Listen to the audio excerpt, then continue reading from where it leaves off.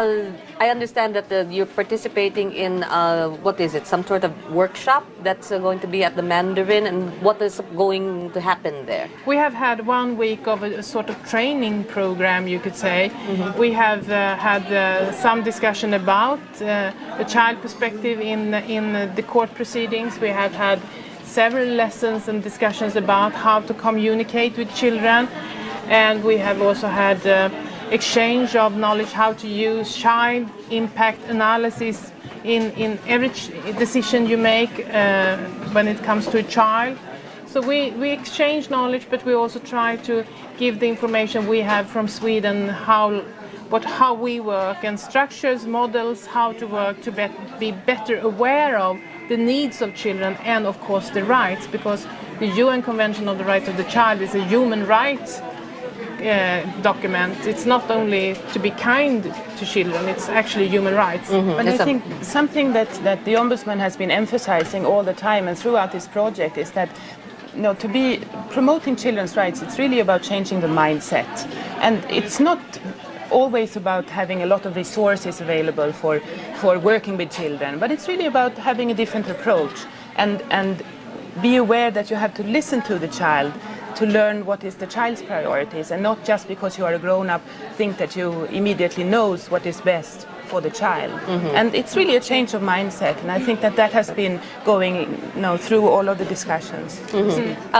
I suppose you brought that up because I'm certain that this excuse about the lack of resources is one that is brought up to you often to explain why there aren't special courts perhaps to deal with cases involving children in conflict with the law, etc. But you're saying that you don't need them. Well, of course, you also need additional resources, but I think that what we have seen in following this matter for several years now is that because of the new law that was enacted last year, that has sparked some a higher priority in this area, and just by doing that you changed a little bit the mindset of the people who are working with children in conflict with the law, and that has helped and changed a lot. And last time when we were here, we had a workshop with 16 young people from detention centers, and they told us from Sweden, but also more important, the grown-ups from Philippines, what was problem in the detention center and what they wanted to change. And that was really important because they gave their view, because you don't know as a grown-up how it is to be detained as a child in a detention center. So you have to listen to their views and their meanings, and actually that gave us a lot of knowledge even to Sweden about children in detention centers, because we couldn't imagine how they thought. And what was the most surprising insight, I suppose, you might have gleaned? The most surprising is, of course, that they are treated sometimes quite bad. They are not treated with dignity or respect, and all children, all people have human rights and are supposed to be treated with dignity and respect.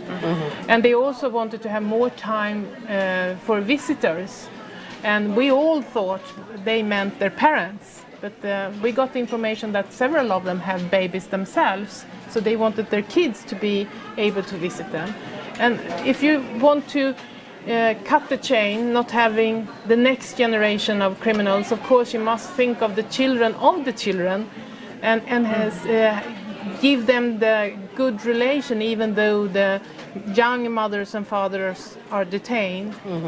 So it's so many things that we grown up can't really imagine, because we don't think in the way of a young person or a child.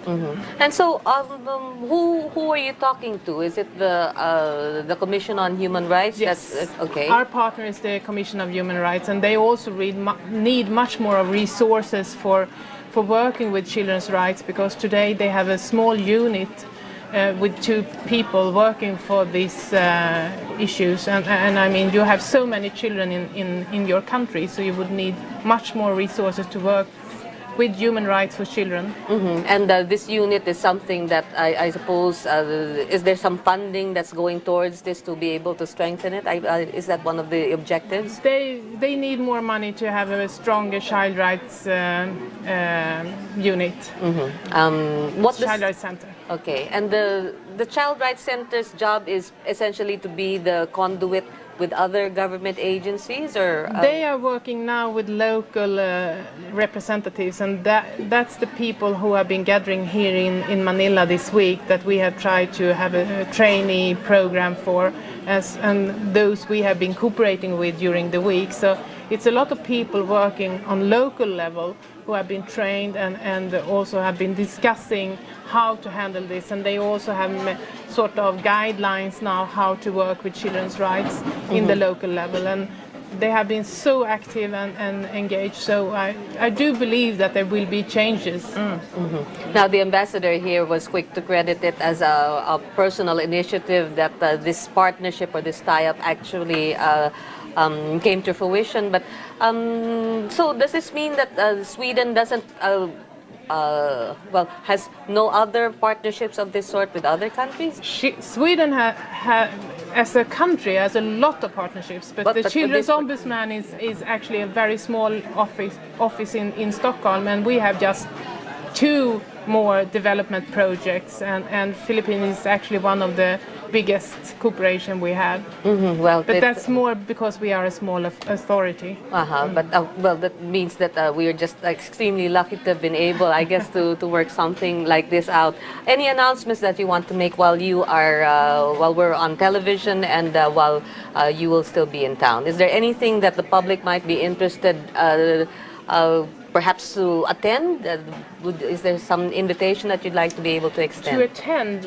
No, but maybe a very important message is always to listen to children and always think of children as human beings and individuals with their own rights, because a lot of grown-ups always think that we know much better and we have more rights than children, but actually they have rights of their own, and all grown-ups need to realize that the children's rights are very, very important. Well, you mentioned that you thought there were a few improvements still that could be made to the Juvenile Justice Act. Do you recall what these might be specifically? For example, children still have to wait quite a long time until they got the trail when they go into court. And they can wait quite a long time to get if they are free or if they are convicted. But that's, I mean, you need much faster process when you work with children. You need much more knowledge when it comes to how to communicate with children, and you also need maybe a softer environment, sort of taking care of children a little bit more, and to prevent crimes more than just be there as a judge and convict children.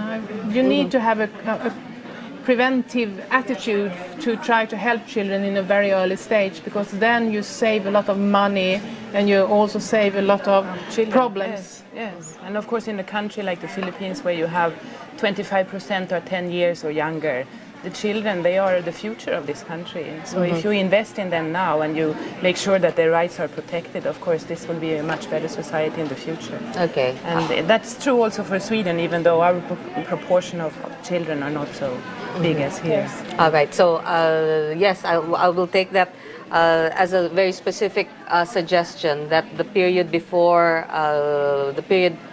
going to trial be shortened, especially for children in conflict. Definitely, because what we think is a short time is a very long time in a child's life. Yeah.